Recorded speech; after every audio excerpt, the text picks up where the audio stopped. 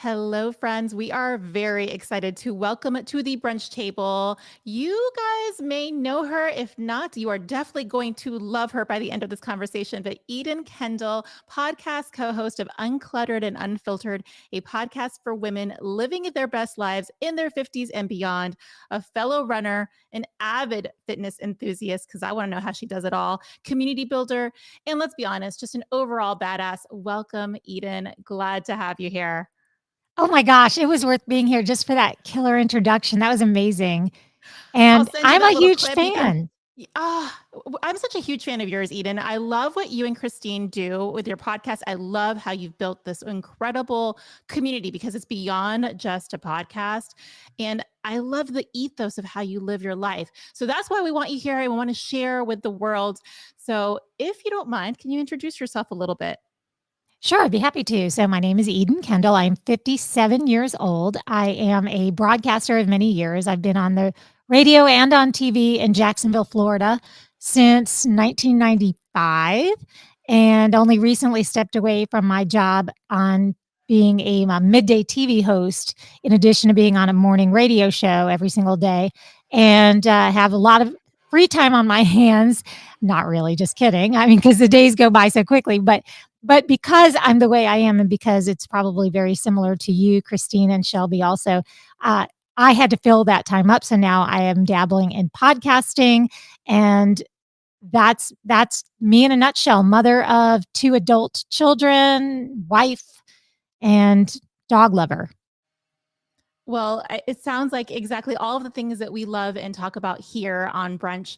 But I do want to talk a little bit more about being a broadcaster for several years. Can you share? It sounds like you already touched on it regarding you wanted to fill your time, or that's just your personality style where you'd like to have a bit more of things going on. But give us a bit about of your journey from broadcasting to podcast hosting. And before we go any further, I want everyone to know it is incredibly intimidating for me to be interviewing Eden, knowing that she is a broadcaster that has incredible fame and incredible professional. So tell us more and give us your secrets. Very local fame, I would say, by the way. But also, you are an incredible interviewer. Both of you have really shown. I have to say, just from listening from the beginning, whether you're interviewing somebody who's telling us about what we should be eating when we run or safety, you ask the right questions with the right amount of curiosity, and you're doing everything right. You're checking all the boxes. I, on the other hand, am not a terrific interviewee. It's tougher for me to be on this side of it. How I got into podcasting was, first of all, in radio, there is, because I do this morning radio show, there has become this propensity to have less talk, more music. Everybody is trying to like squeeze in as many songs as they possibly can if it's not a full on talk show. So that was getting a little bit frustrating for my partner Amadeus and I. So we started a podcast that was just called The Show After the Show. And it was just all of the things, either it was people that we had interviewed and we knew that there was just more to hear from them, even though we had to squeeze them into 2-minute intervals. We wanted to be able to share a 10-minute chat with, whether it's a country music artist or somebody very random that's a celebrity, but not necessarily so famous that everybody wants to hear them talk, or whatever the case may be. So, dipped my toe into podcasting that way, just to be able to share more of what we were already doing on a daily basis. Then, when I stepped away from the lifestyle and entertainment show, one of our regular guests, Christine Stone, a professional organizer, became a friend over the years. And we went to lunch, and she said, we should have a show. We should have a podcast, but not just about organizing, because I'm not organized. She's very organized, but about who we are in our lives right now. We are women over 50, and women over 50 are vastly underserved. And I didn't even think about it at the time, but she was right, because as I looked into it, I realized that there was definitely kind of an empty space there for women who are over 50 but still feel like they are young and vibrant and have a lot to offer and have a lot of things that they still want to do. I want to definitely talk on that more because I believe that that's something that we see and hear more of now because of people like you and Christine, where you're claiming that space. You're saying, hey, we may be empty nesters or we may have a bit more time, but we're not done yet. Nowhere near that. We're actually just getting started. So I love that there's a bit of extra fire with your podcast and the shows that you guys have and the topics that you touch on. But I'm also curious because you have been a voice for empowering women, where do you think that there are those unique challenges for women that are maybe we're in the 40s like myself and looking at 50s or already in our 50s or 60s? What are the unique challenges that you think you face or that women face in that time frame that maybe they didn't have earlier on? Well, one of the things that I think has been really cool to find out is that this one weird feeling I had was shared by so many other women, and that was the feeling of invisibility. And that sounds crazy when you are in a position that I'm in, where I'm on the radio on a regular basis. I'm on television, I'm on all over social media. But it's true. You go from feeling very seen to feeling unseen, and I liken it to that scene in Back to the Future where Michael J. Fox is playing the guitar and he's looking down at his hand, and it's the first thing that starts to disappear.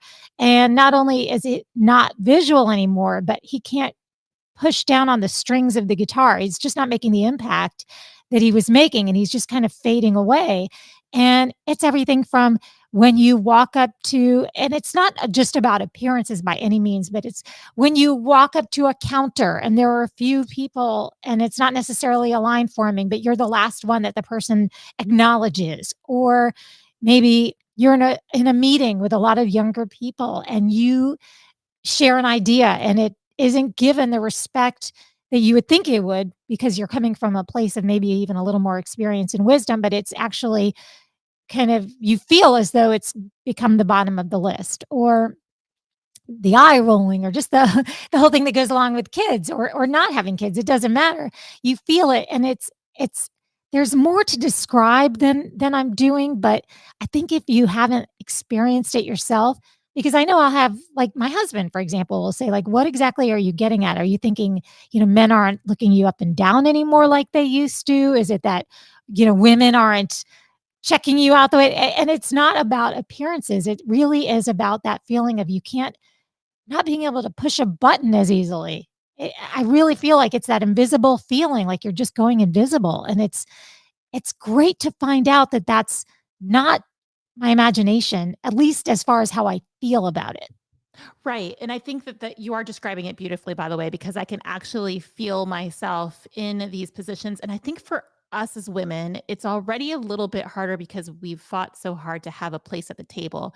And then to then also realize that our place at the table, we're like, we just sat down and our seats are already being taken from us, where generally our male counterparts are just starting to come into their own around this same time frame, at least professionally. I'm sure that they also experience feeling a bit more invisibility or having the fact that maybe they can't run the same miles that they used to or same pace or lift the same type of weights, which does bring me a little bit to the next thing. One of the things that you did, Eden, that I'll never forget, you posted this is why I think social media is so incredible and why I love your community. But you posted specifically how you decided to change the way that you looked at your PRs when it came to running. And I definitely want to get I into your reset running. them. I love that. So, can you give us a little bit more an idea of for folks that didn't manage to get that glimmer of wisdom on your pages? I reset my PRs when I turned 55. I decided everything from this point forward would be a PR, and then I would work to continue to improve upon that. And anatomically, biologically, is that really feasible to continue to PR as you get older and older? Well, maybe not forever. I mean, maybe I'll reset them again at 60, but I thought I'm in a new age group in my racing. I'm going to reset my PRs. I'm not going to hit the same times. Not that there aren't women who do it, they do it all the time. There is certainly a long list of women out there that are in their late 50s and 60s that are crushing it, and maybe they are PRing. But for me, even though I didn't start my running and fitness journey until I was in my 40s, I still don't see myself being able to recover quickly enough, because that's the first thing that you realize as you get older is that the recovery does take longer, as much denial as you want to put into it. And boy, did I fight that theory. But you start to realize, okay, well, then if I'm not going to recover quick enough, I'm not going to return to the training table quick enough, and I'm not going to hit those PRs like I used to, but I still want to be excited for myself. Yeah. So you found a way to celebrate exactly the Yeah, stage of where you're at. And that was such exactly. an eye opener. And I think that, again, that spans across multiple different aspects of our lives, not just in fitness. I love, though, that fitness parallels different aspects of our life because it's almost a quicker metric that we can apply this to. But I could see that easily being something that we apply in different aspects. Now, you've touched on the fact that you got into running in your 40s. Mhm. What did you, because I feel like fitness is, I mean, I feel like you're synonymous with fitness because Thank you. you're always doing, you're a fitness enthusiast, and I love following your platforms again. But was it something that happened to you later in life, or did you were you an athlete and just transitioned into running? I was the opposite of an athlete. Opposite. I was actually the one who was always looking for that excuse to get out of gym class. I didn't want to do anything. I did love going for walks, brisk walks. And then somehow that transitioned into jogging and running and joining a gym eventually. And then I think it's sometimes a matter of falling into the right community, because I got into a gym situation where it had that, sometimes it's cult-like feeling, and the accountability and just feeling like a part of a group, and a social group at that. And I'm also of a personality type where when I love to learn new things, and I like to master them, and I like to get really all in. So as soon as I got and bring everybody I can think of in with me. And so as soon as I started doing that with the fitness and the running, then I started to do things towards getting children involved. So we started a little nonprofit here called the Easy Peasy Kids Fitness Foundation, and we did some things like races where people would chase their own kids at dressed like zombies. It was the zombie chase, and they had to put stickers on the kids like a zombie bite. And that was annual for like 7 years, and it was great. And just little things to get kids moving. And as I got older, I was like, okay, the kids that I have an empty nest now. I don't have a handful of kids to volunteer at my events anymore, because that was another thing. It was like getting the kids something for their resumes, having them volunteer on that. And then it became like, all right, so women over 50, let's start targeting a different crowd that doesn't think that maybe they could get moving. So is it now easy peasy lemon squeezy for women over 50 It should foundation? be. It Okay. should be. I sort of have gotten away from all of that, and now it's just more like I'm just constantly, I'm like that Sally O'Malley character on Saturday Night Live, where whenever I post a video of me doing anything athletic, I'm like, I'm 57. I'm 57. I just want everyone to know. And that's what I mean by it's like kind of my soapbox. Like you can do this. You can do this. I did it. You can do this. So, what do you feel is the biggest difference in regards to? You've already touched on recovery. Is there more in terms of the difference of your fitness from your 40s to your 50s? Well, one thing that does happen that's delightful when you start in your 40s, and this I can only compare to my husband, who was an athlete his entire life, is you have fresh equipment. So, whereas if I had been doing all of these things since I was 17 or 13 years old, my knees might be starting to give out and things like that. I'm going to knock wood right now that they're not. So the equipment isn't as old and rusty, but for somebody my age that had been doing it for a great deal of time, I can think wear and tear would be one of the issues. For me, not as much, like I said, because I was a newbie. Um, I wanna say the recovery really, I mean, it stands out. It's unbelievable how I will stay sore and lethargic for so much longer than I would have 7 years ago. Um, Other challenges really come into play, like, with that invisible feature, that kind of factor. It's you kind of there's you kinda wanna, like, drop the mic after you are in a race and be like, "See?" I don't know, that doesn't sound right, but there's just that, like, I don't know, naysayer thing, like, you feel like Yeah. maybe people are thinking, "Oh my gosh, this woman," like, someone will pass me at a race, and I'm maybe trying to do negative splits, and someone will pass me. People pass me all the time, don't get me wrong, I'm kind of an ahead of the middle of the packer. I can win my age group, but I'm never winning the race kinda deal. But someone will pass me and then they'll give me the encouraging words like, "You got this. You got this." And I'm thinking like, "You're that's because 'cause you're looking at me and you're seeing that I'm a lot older than you. But if not, you'd be trying to race against me, which is what you should be doing because 'cause I'm getting ready to put the hammer down on you." That's so funny that you say that, Eden, because I've always thought in my head that I don't know if those words of encouraging or encouragement, while well intended, are always perceived as words of encouragement. So, do you feel like that was a change for you as now, or did you feel that way even in your 40s? Because I have an idea that you're kind of just a wee bit competitive. So, if people aren't going to race you, you don't want to hear encouraging words anyway. Well, exactly, exactly. An encouraging word, you know what, is more likely to get me moving faster is somebody to say, "You got this," just to prove to them, "Yes, I know I've got this." You Mm, know, but when in reality, they are just being encouraging, and I would do the same for them because I really mean it. Um, I don't know. I think it's funny. I think I'm really competitive with myself and in with what I can do, like, if there's somebody, let's say there are and this is a great running community, Jacksonville, Florida, and so if there's somebody in this running community that's, like, in my age group, we kind of all know each other, but quite frankly, there's enough of a difference where I know if so and so shows up, I better just get ready to be in 2nd or 3rd place or 4th or 5th because they are I'm not catching them. But then there are a few of us that kind of hover around and we give each other that kind of push. So it's not about necessarily being so competitive with these ladies. It's more about like, I want to stay up with them. I don't want any yes. of us to fall behind. Yes. I see exactly what you're saying. Basically, pushing each other to excel. Yes, none of us want to see any of the other ones of us not making the paces that we're doing.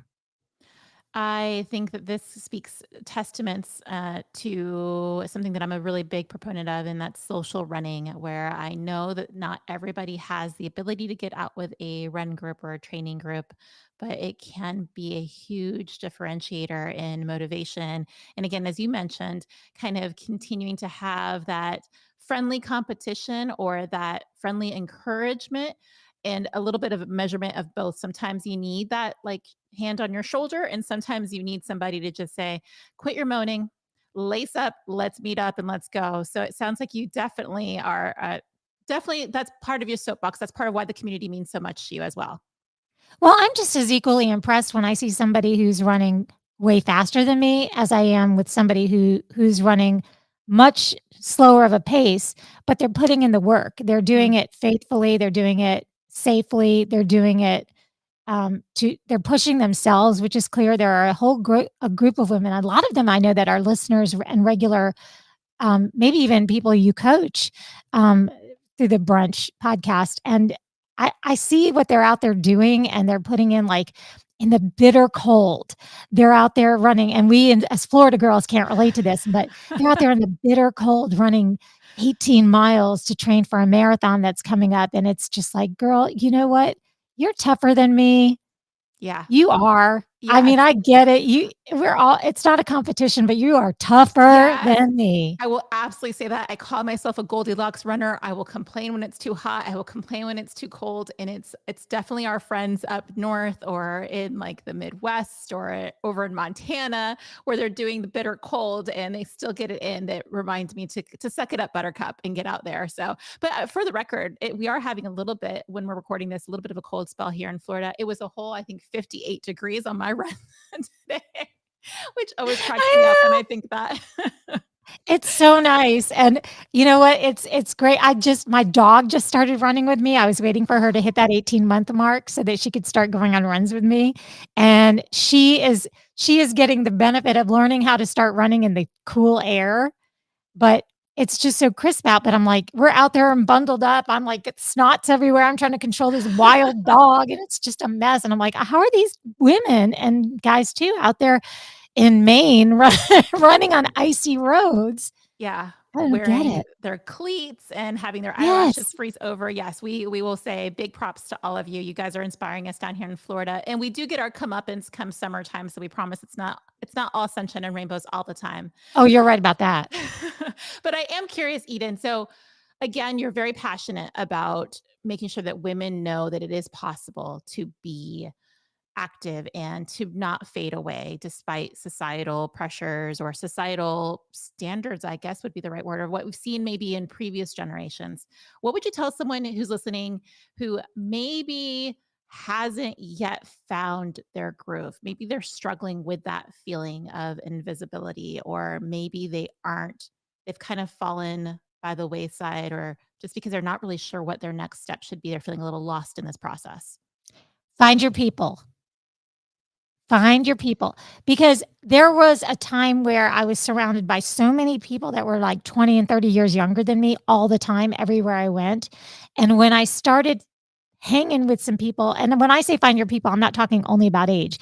I'm talking about like runners, finding your people, finding your group, being a part of Time for Brunch, being a part of of whether it's a community, but for specifically for my age group, it doesn't have to be your only friends, but make sure you are surrounding yourself with some other women that are that same age, or even if it's just virtually, we have a great community online too, but it doesn't have to be ours. It could be any community like that. But go to lunch occasionally with some of the friends that are your own age, even if through work or through your gym or your running community, everybody seems to be much younger than you. That's great. Be a vampire and suck all the youth out of them, but make sure that you're also hanging with some women who are experiencing the things that you are. I have this belief as well, where I call it both being mentored and mentoring up, meaning that I have folks that are younger than me, that I gain a lot of knowledge. Again, with Shelby, thank you for teaching me all things Instagram and TikTok, and hearing more about what they do in their everyday life and how they traverse. And they are a generation that I feel there's a lot to learn from, because they maybe are more vocal and more bold in ways that I feel like my generation may not have been quite so much. So I think there's a lot of fascinating stuff about that. But I love having friends that can also say, I'm going through this too, or I've been through this as well. And knowing that you can see that there is a way out, specifically like with me going through menopause right now and those changes, and having a lot of my friends that have gone through it is just so beneficial to be able to talk it out and hearing those steps and processes. So, again, friends, if you're not listening to uh, Eden's podcast, you need to join, at the very least, join in with her community. It is so welcoming, again, so engaging, so much fun, and definitely check out an episode. But I'm not quite done with you yet, friend. I just want to make sure that we are aware that if you're finding your people, your people are there. If you haven't found Yeah. them, they're over at Eden's Facebook group, definitely. So you definitely want to Among go check many it other out. places, but that's a simple hack for you. That'll get you Yeah. in quick. Well, hey, they're listening here. So we're going to make sure that they have things to do. They've got places to run and miles to still accomplish. So we want to make sure that they have an easy step process. So tell us more about how you feel that strength training, and I'm going to say that your strength training style is a bit more functional fitness that adds in mobility. How has that helped with being over 50? Oh, tremendously. And I have been doing strength training for as long as I've been running. So but I didn't lean into it as heavily as I have since in the past few months. I ran the Boston Marathon in this past April, but the whole training cycle was horrible because I was injured. I got into a situation where I wasn't training at a good pace. I was trying to go too fast. I was doing too much, and I ended up getting a herniated disc and some other things going on. But it's Boston. I'm like, what if I can never get back into Boston? So I was going to go through it, and then I did. It was miserable. I could barely walk for weeks after. What I mean, even walk. So this time around, I did Chicago recently, Chicago Marathon, and I was able to do a lot of strength training, and I really leaned into it, and it was fantastic. I mean, it was beautiful. I can't say enough things about how for injury prevention. But getting back to the question about it being about age, my mom started strength training in her late 70s. And while her other friends are falling and breaking hips and suffering with osteoporosis, she's under the squat rack and, with a trainer because safety first, but it's vital. I mean, Yeah. your bones get stronger when you lift weights. It's great for your metabolism. It's great for your stress level. If you're a runner, it is so important because things like mobility, obviously those are key words, but sometimes those injuries come from weaknesses and not from being too tight. So you really want to do all of the things. And when you're in your 50s, even sitting down on the floor, like with you want to do crisscross applesauce with your grandkids, you want to practice sitting down and getting up. And if you're at the next level, if you're listening to this, you likely are past that. Take it a step further because you want to you did you ever see that commercial with the I'm always referencing these pop culture things, but the man with the kettlebell, and every day he's lifting the kettlebell, and then you find out it's because he wants to eventually lift his granddaughter to put the star on the tree. And Oh, it's these things in life. It's functional fitness. Functional fitness. And I practice my pull-ups regularly because I could fall into a hole when I'm texting one day while I'm I walking. I don't I know. mean, that's very functional for sure. When you think about that, I mean, there's not a lot of not a lot of manholes here in Florida, but when you're running New York City Marathon next time around, that may Yeah. happen. You don't know. You don't pay attention. You could walk into something. You might have to pull yourself up onto a tree to get away from a bear. Who knows?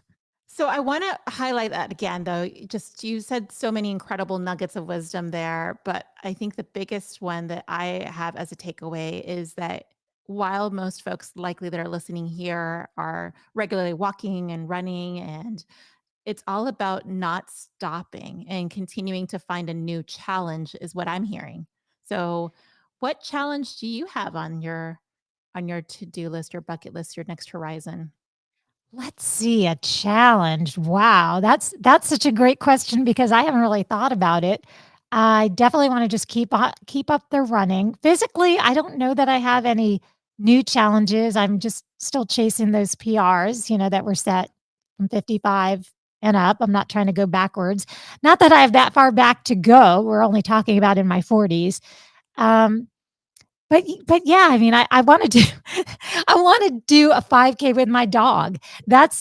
There's one coming up in February. It's the week after the famous Donna, and I really want my dog to do well in this 5K. She's never run one before. We're only up to 2 miles together now, so that's it. That's my goal. That I mean, it doesn't get any better than that. I feel like there's a little bit of pressure for your poor puppy at this point. Like, I feel like, is your dog okay with this kind of all of these goals that you've set for them? We shall see. I'm trying to read all the cues. I'm trying to be very considerate of her feelings. Okay, one more thing before we move on is I think you've touched on the fact that you have a very busy life. And I'm sure again that your busy may look different right now in your 50s than it did in your 40s. It'll likely look different in your 60s. But how do you feel is a big tip that folks that are rolling through here, listening in on their driveway to work or trying to figure out how to wear all of these hats and juggle all these things? What's something that you would suggest to help them manage their really busy life? I'm an avid list maker. I have a to-do list that's always a mile long, but I'm very happy to move things from one day to the next day to accommodate for it. But one thing I've learned very recently is to underschedule instead of overschedule. I'm a very chronic overscheduler, and I call those crunchy days where, like, to get to point B from point A, I haven't allowed myself enough time, or I'm always in a hurry or always rushing away or not being in the moment. So Mm. this isn't like some big nugget of wisdom that I have. It's more something that I'm trying myself to master. And that is when you get really busy, allow yourself that breathing room in between every task. Yeah, there's a lot of studies that actually talk about how your brain can only process specific amount of tasks before it needs a bit of a break. So there's a time management technique actually all about including buffers of time. I'm not great at that either, but definitely something that I've applied and feel a big difference. I don't feel quite as drained at the end of the day when I do that. But let's be realistic. We know that that's not always going to be possible. So it sounds like what I also heard you say was allowing yourself to be flexible. So if those things, that crunchy day is a little too crunchy, with or without granola, you want to make sure that you have that flexibility of maybe pushing it off for a lower priority task into the next day. Exactly. Is that That's an exactly advice? right. Is that advice or wisdom that you think you would offer your younger self? Or what would you say to The even advice that I would offer my younger self is the same advice I'm constantly giving to my daughter because she is very much like me, and that is please stop worrying about things that are never gonna happen. okay, so I when can you think know of how. Can you Yes. please let us know exactly how to do that? I haven't quite I've gotten to the point where I can talk myself out of worrying about something mild, nothing major, but there are I could think of easily 50 to 100 things that I have worried about obsessively that not even didn't happen, but turned out better than they you could imagine. I could think of 50, 100 things that I've worried needlessly about within an hour. Yeah, Yeah, it's just it's a human some people are warriors and some yeah, people are not, but if I could go back in time, I would definitely say to a younger me or to anyone listening who's younger, which is the majority of the population as we look at statistics, and that is just don't sweat the small stuff. It's so cliche to say it, but it's so just true. the truth. Yeah. So, in helping us to tackle all of these things and to maybe not sweat the small stuff, a cup of coffee usually is like my go-to. How do you take your coffee, Eden? I usually drink it black almost every day. Except when I am fueling up after a great race or a long run, I'm always putting flavored sugary creamers in it. Okay. So we've got it. We now know when we see her at her next race and she totally crushes that age group finish line, we're going to make sure to add in a little bit of flavored coffee order to you. And do you have a go-to brunch order? I do, and it's from a specific restaurant. I don't know if they would have it everywhere. I know in Florida, we have them a lot of places, First Watch, and it's a salmon frittata. It's Ooh, amazing. it sounds perfect. It sounds like there's some It's protein there. That just sounds delicious. it's so delicious. So that's my go-to brunch item, and the only times I've ever had it has been after a nice, long, juicy run. Ooh, I love this. And I think I'm going to have to make myself a reservation here soon. So, Eden, I want to thank you again. Where can folks find you and find this incredible community? Okay, so Uncluttered and Unfiltered is the name of the podcast. Wherever you listen to podcasts, you obviously know where to listen to a podcast if you're listening right now. And our community, that's the private group that Christine was mentioning, is called Uncluttered and Unfiltered Ladies Only. And that's on Facebook. It is a group. We do have a regular Facebook page. We have a YouTube channel. We have all the things that someone much younger told us to have. But this Facebook group is the one that everyone seems to be able to manage very well. So again, it's Uncluttered and Unfiltered Ladies Only. And then personally, I'm on Instagram and everything too under Eden Kendall Jacks.